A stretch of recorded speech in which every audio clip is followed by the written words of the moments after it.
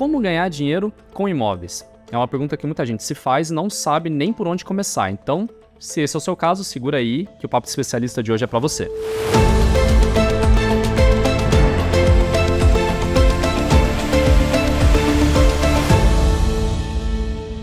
Bom, pessoal, mais um Papo de Especialista começando e hoje tenho o prazer de receber aqui comigo Pedro Câmara. Tudo bem, Pedro? Opa, tudo bem? Tudo certo, beleza. Obrigado por ter aceitado o nosso convite, viu? Boa, muito feliz aqui de compartilhar um pouquinho sobre o mercado imobiliário tijolo, né? Muita gente que hoje tem investimentos, quando fala em investir no mercado imobiliário, pensa muito, em fundo imobiliário, né? Teve um pequeno boom ali antes da pandemia, né? Que a gente viu das cotas, né, crescendo. Inclusive, né, a gente tem um dado da B3, onde mostra, né, que em janeiro de 2023 a gente tinha 2 milhões de investidores, né, em fundos imobiliários. E o total de patrimônio, né, dos fundos juntava ali 201 bilhões, né, isso em dezembro de 2022, né, um mês antes ali do dado sobre o número de investidores. Então, para começar a conversa, né, Pedro, os fundos imobiliários são a única forma e a melhor forma de investir o dinheiro em imóveis, de tentar, né, valorizar, rentabilizar com imóveis? Boa.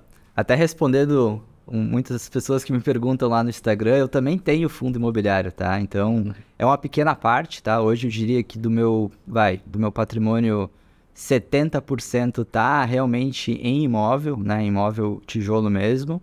E aí tem uma outra partezinha em outros tipos de investimento, renda fixa, variável e fundo imobiliário também. Eu diria que hoje, sim, a principal vantagem do fundo imobiliário, tá? E eu falo até bastante, é que você pode comprar com um valor muito baixo, né? De fato, não tem como você comparar, né, um investimento ali numa cota de, sei lá, 50, 100 reais com um investimento no imóvel, ainda que alavancado, né, com financiamento, que é como eu faço. Mas justamente, né, o que eu mais até bato assim no fundo imobiliário quando a galera me pergunta é que você não pode ir lá para o seu gerente do banco e falar, ó, me dá 300 mil reais aí que eu vou comprar em fundo imobiliário. Né?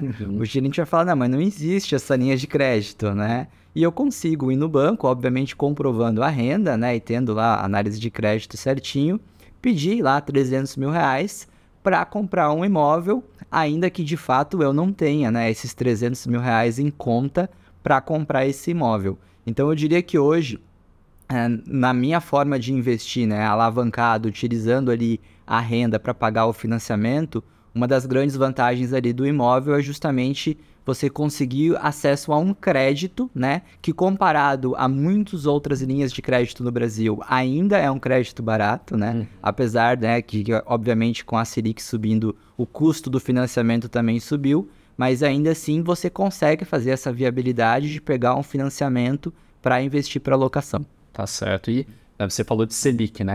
A próxima pergunta que eu faria, né, para você é justamente sobre cenário, né?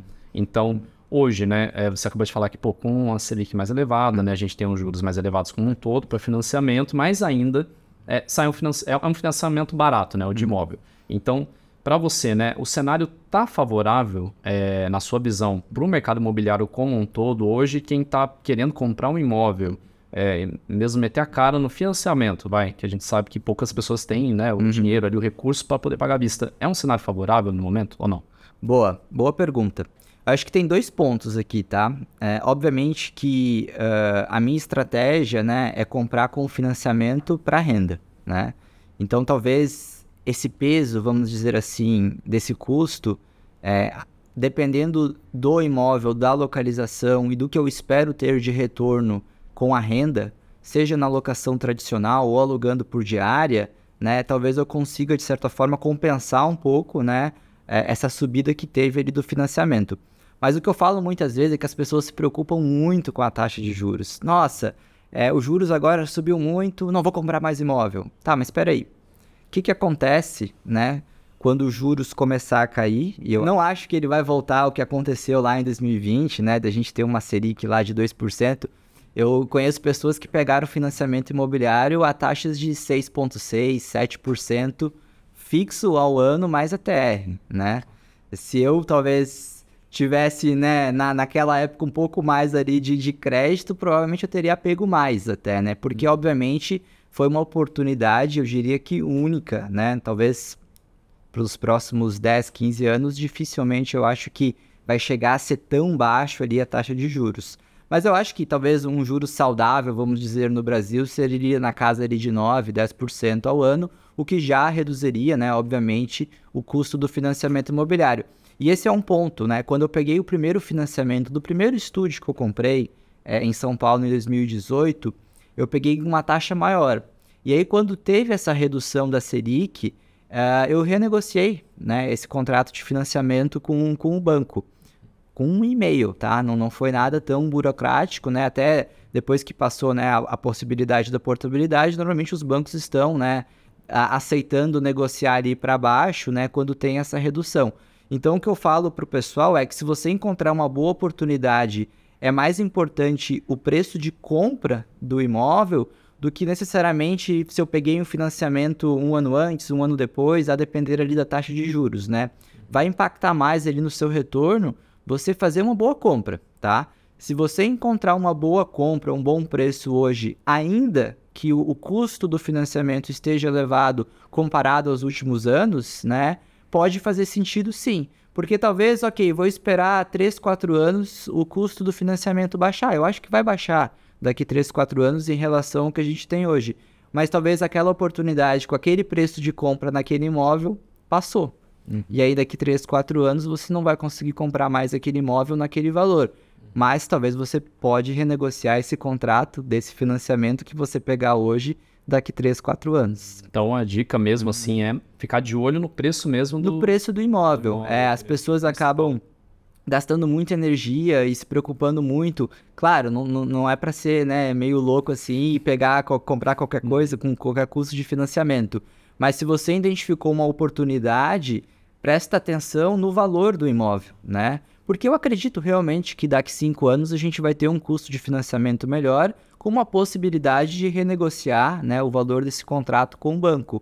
E aí você conseguiu, né, entrar no investimento com uma boa compra, com um bom valor. Certo, beleza. Bom, só queria trazer também mais um dado aqui para a tela, né? Só para a gente mostrar o tamanho do... Né? Você disse que quando você chegou em São Paulo em 2018, certo, né? E hoje, só para trazer a dimensão do que tem em São Paulo, né? Por exemplo, a gente está falando de mercado onde a gente está, né? Que a área residencial em São Paulo soma 534 milhões de metros quadrados, né? Isso 2020, né? No último censo ali do IBGE. E hoje há 72 milhões de domicílios em todo o Brasil. É um mercado que tem sempre espaço para crescer, né, Pedro? É isso que eu acho que é legal de mostrar, né? O mercado imobiliário, ele não tem, acho que um limite, né? Eu trabalhei 2 anos numa incorporadora na Bélgica. Você sabe qual é a população da Bélgica inteira? Tá aí, não sei. Menor que São Paulo? 8 milhões. Um pouco mais de 8 milhões de habitantes. O país inteiro, tá? E existia mercado imobiliário, existia incorporação, existia novos projetos, né? Isso falando, né, obviamente, de um país muito pequeno e também de um país que não tem um crescimento demográfico, né? Apesar de, obviamente, né, o crescimento do Brasil, a gente talvez já está chegando ali numa maturidade, ainda existe, né? Se pegar países europeus ali, você já tem uma população que de fato está envelhecendo bastante, né? E ainda existe mercado imobiliário, existe incorporação, existe compra, existe venda, existe locação, né? E aí quando a gente olha São Paulo, é realmente muito grande, né? O mercado de incorporação, o mercado de compra, venda, locação de São Paulo, ele é um dos maiores do mundo, com certeza, né? Então, assim, eu realmente enxergo, né, mesmo, né, com todo esse boom e com todos os lançamentos, né, muita oportunidade ainda, porque de fato São Paulo, né, e aí obviamente eu estou falando aqui da cidade que eu moro e eu invisto, concentra, né, uma população muito grande. Isso falando de população residente. Se a gente colocar ainda nessa conta o número de pessoas que viajam para São Paulo a turismo e negócio, aí já explorando um pouco mais ali a locação por diária, né? É um outro mercado que também é muito grande. Tá certo, bom, é um mundo, né? Basicamente é um país dentro, isso só da cidade de São Paulo, só do... Tá certo, beleza. Bom, a gente tem outros aplicativos hoje em dia, né? Plataformas que ajudam a fazer essa distribuição, né? Esse serviço de conectar locatários, né? Proprietários e tudo mais. E aí a gente trouxe um exemplo que é do Airbnb também, né? Que a gente também tem uma tela aqui para mostrar alguns dados. Que o Airbnb hoje é a principal plataforma, né? De locação, enfim, de imóveis do mundo, né? E a presença do Airbnb no mundo, né? Ele está presente em 100 mil cidades e tem 4 milhões de usuários hoje, né? Então, em 2022, mais de 1 bilhão de pessoas foram acomodadas via Airbnb. Então, aí eu já te faço uma pergunta agora voltada para o aluguel, né? Quem também quer usar essa plataforma como uma oportunidade, né? Para criar uma oportunidade de renda e tudo mais. Vale a pena entrar no negócio de aluguel por aplicativo, por alguma plataforma nova dessas como Airbnb? Acho que você perguntou para a pessoa certa aí, porque quando eu voltei para São Paulo da Bélgica em 2018 e eu comprei o primeiro apartamento com financiamento, eu coloquei ele na locação tradicional, tá? E esse mesmo imóvel, com uma taxa de juros que já não era uma taxa talvez tão alta como a de hoje, mas na época me dava uma prestação ali na casa de 1.700, tá? De um imóvel de 210 que eu financiei quase 80%, tá? E o aluguel tradicional ali estava me dando mais ou menos 1.800, o que sobrava ali com a administração através, né, de uma startup de locação. Já pagava a conta, né? Então, assim, de certa forma, desde ali do primeiro mês, a locação tradicional já bancava ali o custo do financiamento e o inquilino pagava condomínio, IPTU, os outros custos ali. E ao longo dos últimos anos, o que eu percebi é que esses imóveis menores, né, bem localizados, né, e obviamente em regiões aqui de São Paulo que tem procura, né, de pessoas que estão viajando, eles estavam entregando uma rentabilidade maior, né? E aí esse é o imóvel que eu troquei ano passado, depois de, sei lá, 2018, né, 2019 que entrou ali, 19, 20, 21, ali mais de 3 anos que teve 2 inquilinos, até trocou um inquilino na pandemia, eu decidi trocar esse imóvel e coloquei para alugar no Airbnb, tá? E nos últimos meses, só para você ter um exemplo, março foi um mês muito bom agora, ele me rendeu, depois de pagar todos os custos, tá? Condomínio, IPTU, luz, administração, limpeza, manutenção e fio, enfim, deu mais de 3 mil reais, né? Nossa, líquido ali. Já limpo, já pagando os custos, né? Então, daria para pagar... E esse é um contrato que eu revisei no banco, né? Então, hoje essa prestação que iniciou em 1.700, hoje ela está em 1.341, né? Com um mês ali do Airbnb, eu paguei 2 prestações. Tudo bem que esse foi um mês muito bom, mas na média, tá? Esse Airbnb tem me gerado líquido na casa de 2.500, 2.600. Então, ele está pagando 2 prestações do financiamento. Eu não estou quitando, amortizando 2, porque eu estou utilizando a renda dele para comprar outro, né? Então, eu já estou me alavancando em outro imóvel. Fazendo girar. Para fazer um investimento em outros imóveis. Mas isso é só para responder essa pergunta da diferença nesse imóvel, nessa localização, que é aqui no centro de São Paulo, a diferença entre você alugar por 30 meses e você alugar por diário. Certo. Então fica o recado para quem tá, porque muita gente, hoje em dia é isso, né, que eu comentei, muita gente observa essas plataformas como uma oportunidade de fazer um dinheiro, mas muito pontual. Então, dá para usar realmente como uma coisa que, para estratégia de investimento em imóveis, né, ele tem que ser considerado, né, Airbnb e outros aplicativos. Precisa. Até existem fundos hoje que estão misturando um pouco das estratégias, né, que uma parte dos imóveis estão alugando na locação tradicional, uma outra parte estão deixando para locação de diária. Então, é algo que talvez já está até entrando no mercado de investimento institucional, né? Mas você, investidores da pessoa física como o Pedro, né? Super dá para considerar, né? E claro, vai depender da cidade, vai depender do bairro, do tipo do imóvel, né? Tem que fazer ali uma análise, mas eu consigo encontrar muita oportunidade interessante aqui em São Paulo e em várias outras cidades, tá? A gente está falando aqui de São Paulo, mas eu conheço, né, outras cidades do Brasil que têm rentabilidades no Airbnb até maior do que eu tenho aqui em São Paulo. Legal. Até, não sei se você pode dar um panorama, eu ia te perguntar justamente isso, né? A gente está falando bastante de São Paulo, que é onde a gente está nesse momento aqui, gravando este programa, que é o maior mercado imobiliário do país, mas quais outras regiões ou cidades, né, às vezes região metropolitana, de repente, o estado que você enxerga a oportunidade hoje para quem já está no mercado, está procurando outros cantos, está aqui em São Paulo, está nos vendo lá no Nordeste, em algum lugar, em outra região no Sul? Legal. O mercado imobiliário de São Paulo, ele já é mais consolidado, vamos dizer assim, já é um mercado um pouco mais maduro, né? Mas quando a gente pega, por exemplo, se você pegar ali a pesquisa do FIPZAP e você analisar o dado de valorização dos imóveis nos últimos 2, 3 anos, você vai perceber que São Paulo não está no topo. Proporcionalmente, né? Tô falando de valorização, não necessariamente valor que você paga por metro quadrado, porque se você for olhar simplesmente o valor nominal e dividir por metro quadrado, de fato São Paulo é uma das maiores, apesar que Balneário Camboriú passou ano passado. Inclusive Balneário Camboriú não só passou ali valor por metro quadrado nominal, como também foi uma das cidades que mais se valorizaram percentualmente, né? Então, até dando um spoiler, né? Se a gente pegar ali Goiânia, eu acho que teve também ali algumas cidades de Santa Catarina ali em volta de Balneário Camboriú.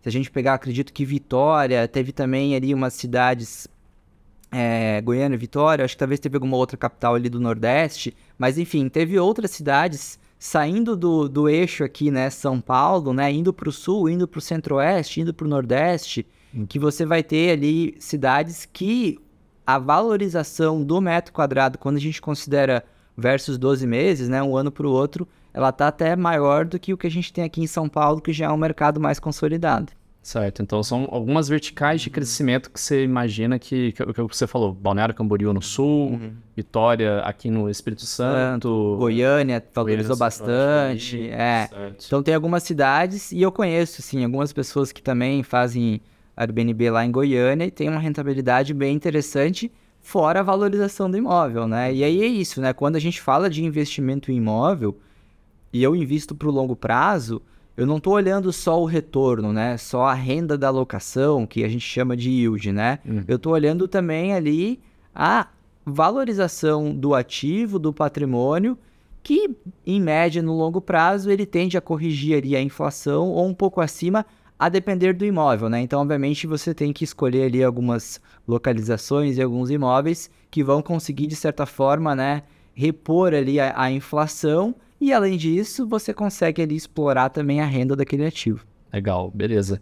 Bom, pegando um detalhe um pouco mais a fundo, eu sei que não dá para explicar tudo aqui, porque é um assunto, né, mais denso, mas a gente passou agora, né, a gente está passando aí pelo período da declaração do imposto de renda, né? Então, que é uma coisa que deixa todo mundo assustado, sempre deixa todo mundo com muita dúvida.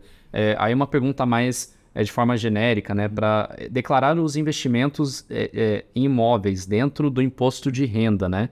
É muito complexo para quem... Muita gente deve ter muita dúvida com relação a isso. É muito complexo? A gente precisa de um contador para isso? Como é que é?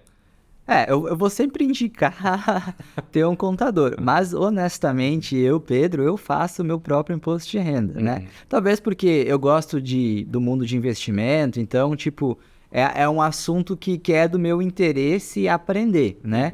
E eu confesso que por muitos anos eu tive um pouco de medo, assim, de fazer o imposto de renda.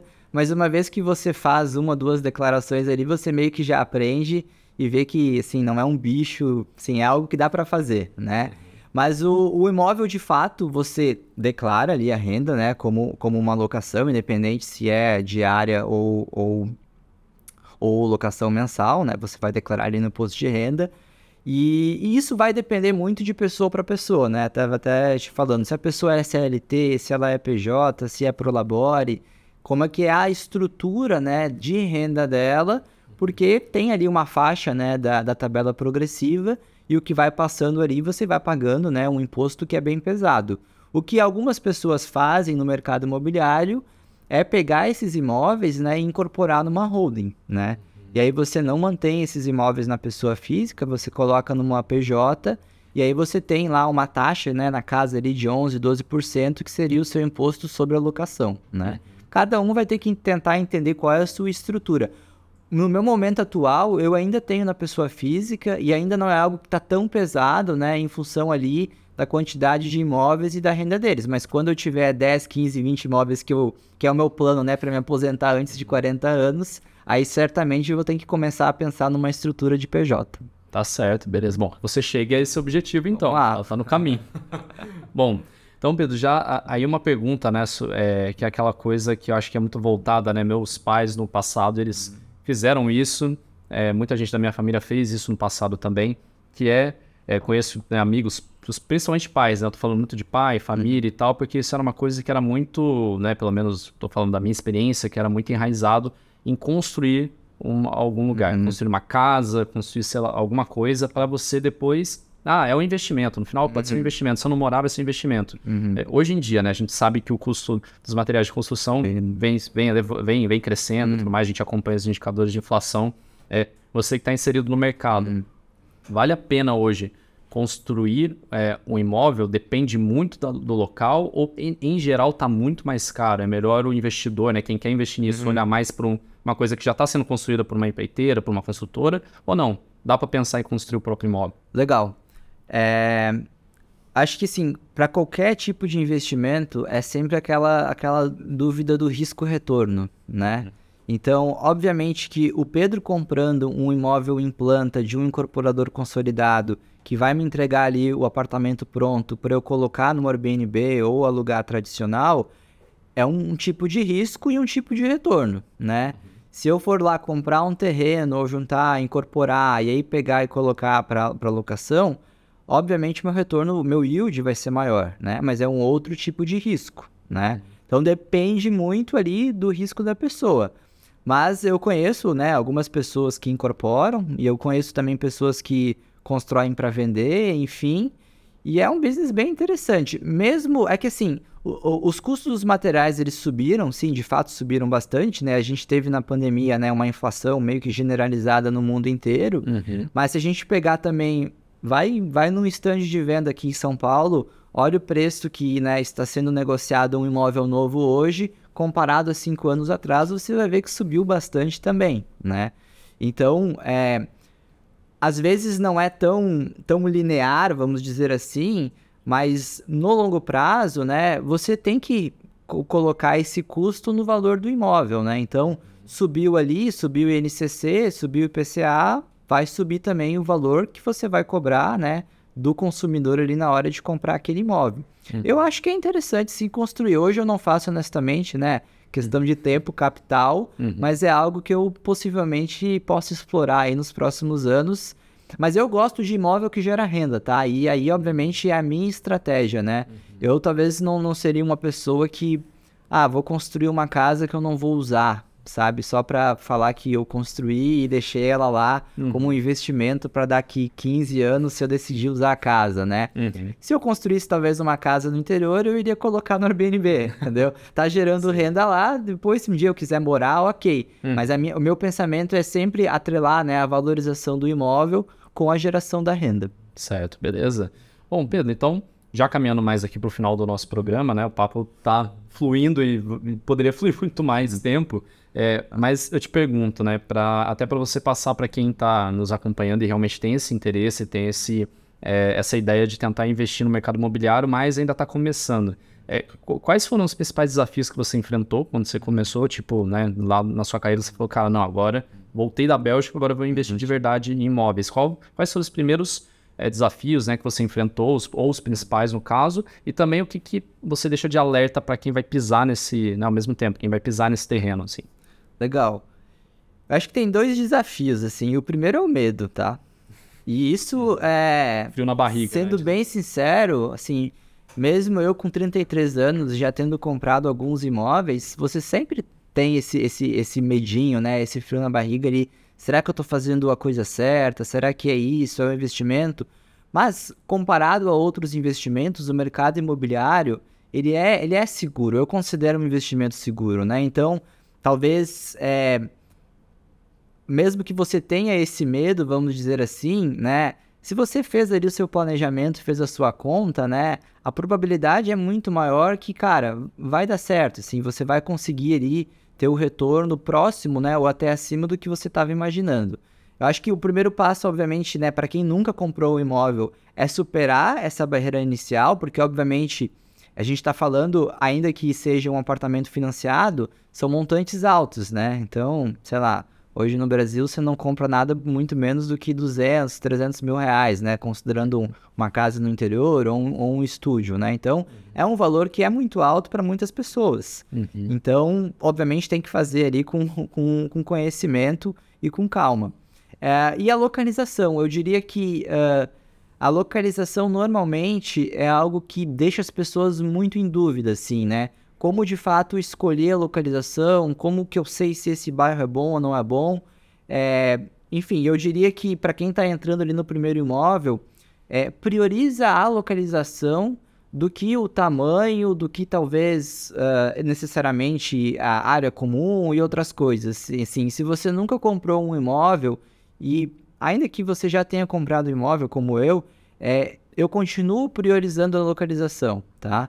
Então, eu diria às vezes, né, para quem está começando agora, talvez é mais importante você ter um imóvel melhor, bem localizado ali como o seu primeiro, né, do que você talvez querer ir para algo muito grande, né, em função, né, de algumas necessidades ou desejos, mas talvez numa localização que não é tão óbvia na sua cidade, né? Então, nesse primeiro, cara, vai naquela localização mais consolidada, que é mais seguro para você fazer esse primeiro investimento. Legal, beleza. E bom, só para finalizar, né, Pedro, aí a gente falou bastante aqui no programa, para quem quer investir, né, para quem tem curiosidade, quem pensa em investir em imóveis, mas não sabe como. E a gente falou também sobre construção. Agora, para aquela pessoa, né, para aquele que está nos assistindo e, tipo, quer primeiro comprar para morar, né? Ele tem o sonho da casa própria, vamos lá. Tem uma dica específica para ele, né? Olhar localização ou, putz, não, procura de acordo com a sua família. Qual que é a dica principal para quem, cara, não, ainda não tô tranquilo para investir, mas quero comprar para morar? Legal. Minha esposa é dessas. A gente comprou para morar. Ela tinha qual é o nome da sua esposa? Renata. Aí, Renata, tá aí, ó, para você. Vamos lá. Tinha o sonho da casa própria. Eu continuaria batendo na tecla da localização, tá? Ainda que não seja um imóvel que você vai comprar com o objetivo de gerar renda. Por exemplo, o imóvel que a gente comprou tem um banco muito próximo, tem metrô, enfim. Então, não é uma localização tão óbvia em São Paulo, mas é uma localização que tem uma certa liquidez ainda, vamos dizer assim. Talvez não tanta liquidez como os meus estúdios que estão muito bem localizados aqui, né? Vila Mariana, Centro, Paulista, etc., mas tem uma certa liquidez. Então, eu ainda, mesmo quem está comprando para morar, olha bem ali, pense que talvez você não vai ficar morando nesse imóvel por 10, 15 anos. Talvez em algum momento você vai, né, por uma necessidade até da família, vai querer trocar e dá uma olhada. Você acredita que esse bairro ele vai estar melhor ou pior daqui 10 anos, né? Tenta se colocar no lugar daquela pessoa que vai comprar esse imóvel de você daqui 10 anos. Se você acredita no bairro, se você acha que é um bairro que vai melhorar, é um bairro que tem vida, que tem comércio, enfim, você consegue ver outras pessoas ali comprando, ok. Mas eu continuo batendo na tecla da localização, mesmo para moradia. Perfeito. Pedro, a gente podia ficar muito mais tempo conversando aqui, mas acho que já chegamos aí no nosso ponto final. Agradeço mais uma vez o convite aqui, viu, para vir ao Papo Especialista. Sinta-se sempre convidado e à vontade para estar aqui conosco, viu? Legal, obrigado, pessoal. E quem não acompanha lá, Escola de Imóveis, @Escola de Imóveis no Instagram, muito conteúdo aí todos os dias, falando ali desse dia a dia do investidor imobiliário. Perfeito. Pedro, obrigado, viu? Obrigadão. Agradeço muito. E bom, agradeço também principalmente a você, né, que esteve conosco aqui em mais um Papo de Especialista. Você já sabe, né? Toda semana, 2 vezes por semana, temos aqui um episódio para você, toda terça e quinta. Não perca e até o próximo.